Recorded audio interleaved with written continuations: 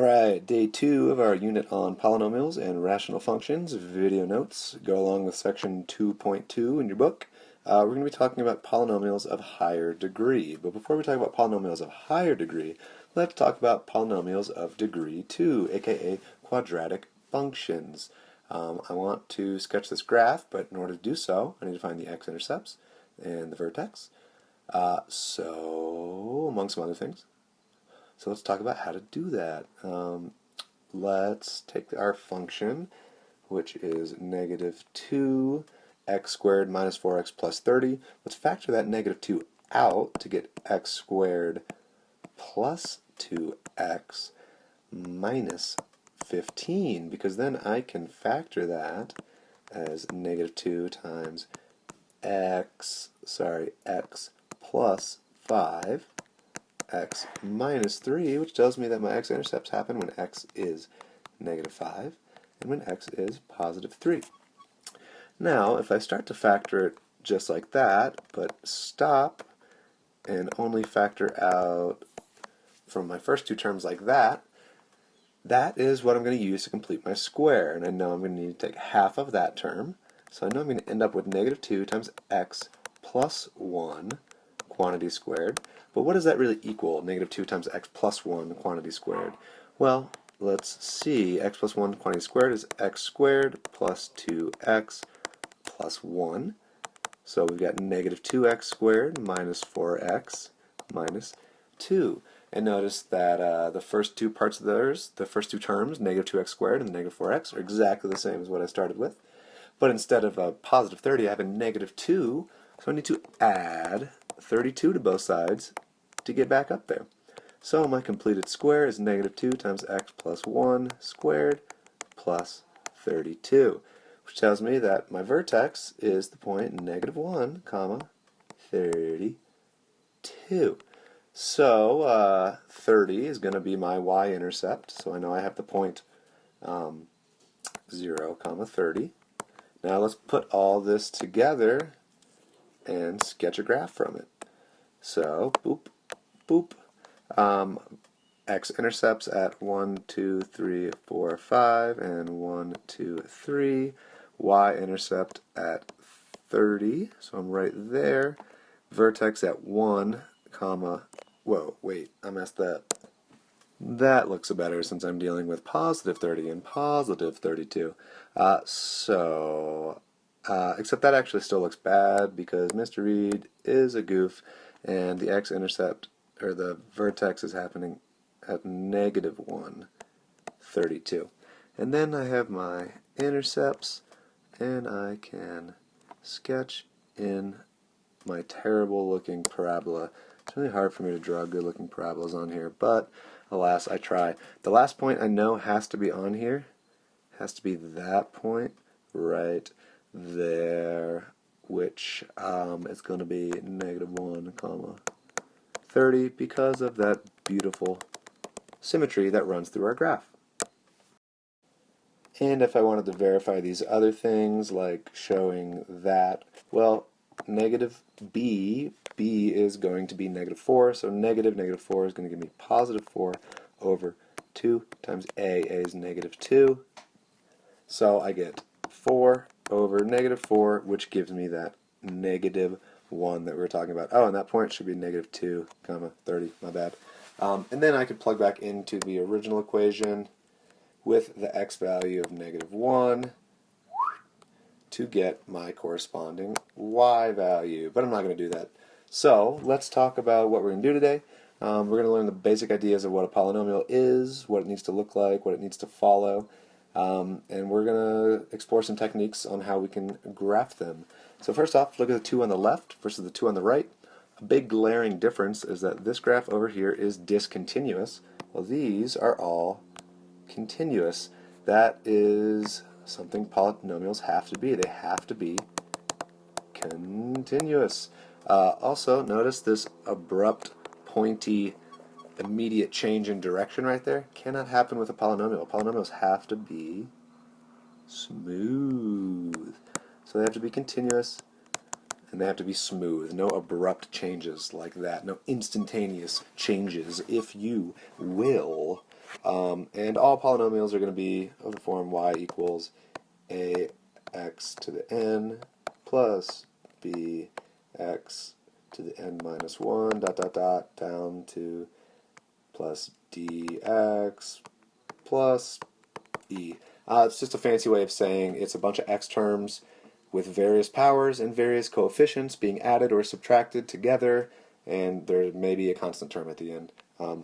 Not saying anything crazy, but let's look at some different polynomial functions. So look at the polynomial function y equals x squared and compare that to x to the fourth and x to the sixth. Notice that they look generally the same, except in this hot zone between -1 and 1, they kind of flatten out. And like if I did the next one, it would be even like flatter than those. That's happening because you're taking fractions like 1/2 and squaring it, or raising it to the fourth, or raising it to the sixth. So they're getting small. Whereas outside of that zone, it rises super steeply because those are now numbers that are bigger than 1 that are being raised to absurd powers. But the key thing to notice is that the general shape of these graphs are the same. These all on the left kind of look like weird bowl thingies that go up to the left and up to the right. And these graphs on the right, while they are doing the same flattening out in the middle, they're all starting down to the left and going up to the right, down to the left and up to the right, down to the left and up to the right. That's going to hold true no matter what the degree of your polynomial function is. So when I say y equals ax to the n, I'm saying let's think about that exponent, whether it's odd or even. Let's think about that coefficient, whether it's positive or negative. If a is positive and n is odd, well, think of it, that's kind of like x cubed, which goes down to the left and up to the right. That's going to happen for even x to the 113th. If a is negative, well, it's going to flip it. So it's going to go up to the left and down to the right. If n is even, think about what happens to x squared. If it's positive x squared, well, then it goes up to the left and up to the right, or parabola shape like that. If it's negative, it flips it, so it goes down to the left and down to the right. That's going to hold true no matter what your function is, no matter how crazy it gets. And look at this, it does look kind of crazy, but I can ignore all that stuff because I'm focusing on the largest exponent, the highest exponent I see. That is the degree of my function. So here the degree is 7, which is odd, and the leading coefficient is -1, which is negative. Odd negative, so it's going to act like a negative x cubed, so it's going to go up to the left and down to the right. That's all we're saying at this point. We're talking about the end behavior. Notice this is a little different because think about this. I have x, think of that as, pretend that -2. That's not going to make a huge difference when we're talking about like huge x values. Essentially what we have is x times x cubed, which would give us x to the fourth. So the degree of this polynomial is going to be 4, an even number. So the degree is even, and the leading coefficient is going to be positive because there's not even going to be any coefficient other than 1. So it's even if it's positive, so that tells me my ends are going to go up and up. Now, I'm not saying anything about what's happening in between those two, but the ends are going to go up and up. I do know that. Okay, this one, let's count some x's. So I've got 2 x's there, I've got 1 x there, and I've got another x there. So I have 4 x's in total. My leading coefficient is going to be positive, so again, I'm going to be up and up. Whew! Real quick, just recognize that these are all different ways of asking for essentially the same thing. X equals a is a 0 of the function. We've done that before. You tell me the zeros are at x equals 5 and -3. X equals a is a solution of the polynomial equation. F of x equals 0. Well, that's what you do. You set your quadratic equal to 0, and you use the zero product property to find those two solutions. X minus a is a factor of the polynomial. Well, yeah, we're using the factored form like x minus 5, x plus 3 to find those solutions, to find the zeros. And then finally we know that if x is a 0, that corresponds to the actual points 5, 0, and negative 3, comma 0, the x-intercepts, because these do actually represent something that crosses the x-axis. That's what we're talking about. But cool things happen if you get it into factored form and you have factors of multiplicity.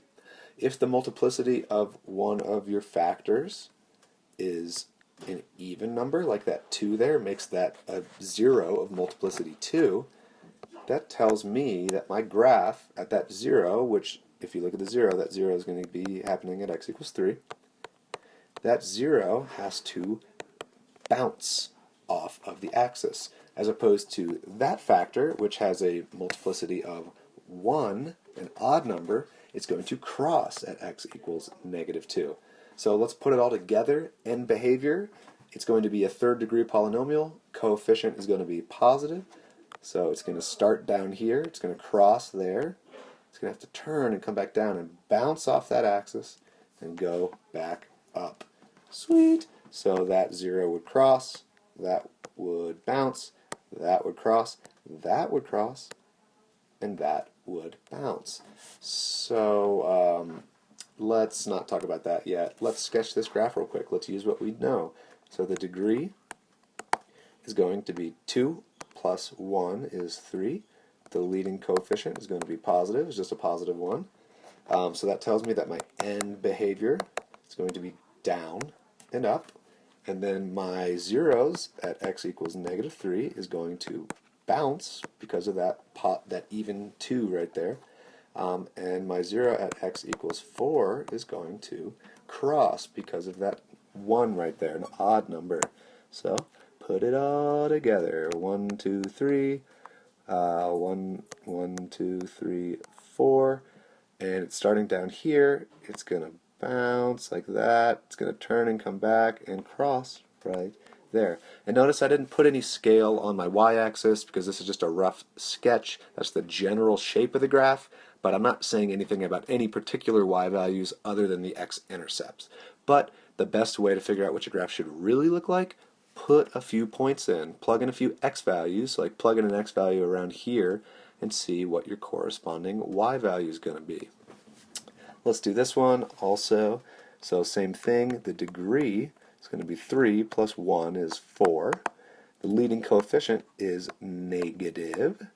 So it's even and negative, so it's going to act like negative x squared, which is down and down. And then I'm going to have two zeros. One zero is going to happen at x equals 1, and it's going to cross. 1 is going to happen at x equals negative 5, and it's going to also cross. So my graph is going to end up looking something like this. Where am I? What did I say? 1, 2, 3, 4, 5, and 1. So it's going to come up, and it's going to wiggle a little bit like that probably, and come down like that, crossing at both. Now why does it wiggle like that? It wiggles like that because of this. Your function of degree n, x to the n, can have at most n real zeros. So this third degree function could have at most 3 zeros. Notice it had 2. That's okay. It doesn't have to have 3. It can have at most 3. If we look at this one, it can have at most 4 real zeros. In this case, it only has 1, 2. But again, that's okay. But what about the weird turny thingy? Oh, it can have at most n minus 1 turning points. And a turning point is just where your graph changes from decreasing to increasing, or from increasing to decreasing. Both of those maxes and mins represent turning points. So if I look at this, I've got 1, 2, 3 turning points for my fourth degree polynomial. So it looks like that little cowboy hat thingy. It also kind of looks like a little monster with eyes. Okay, sorry. Last one, 3, 5, 9 is our degree. Leading coefficient is positive, so it's going to be down and then up. And I have my first 0 at negative 1, and it is going to bounce there. I'll give myself a note. It's going to bounce there. I have my next 0 at 0, and it's going to cross. That's going to cross. Then I have my last 0 at 1. Let's make those a little more even. 1, 2, positive 2, and it's also going to bounce because it is a 2 right there. And I'm starting down here, so I'm going to go bounce and go back up. And it's kind of frumpy looking, but I did the best I could. I've got 1, 2, 3, 4 turning points on that graph. Maybe there's more weird squiggles going on up in here. I don't know. But I do know I am good, and those look awesome. And it smells like food, so I'm going to go eat.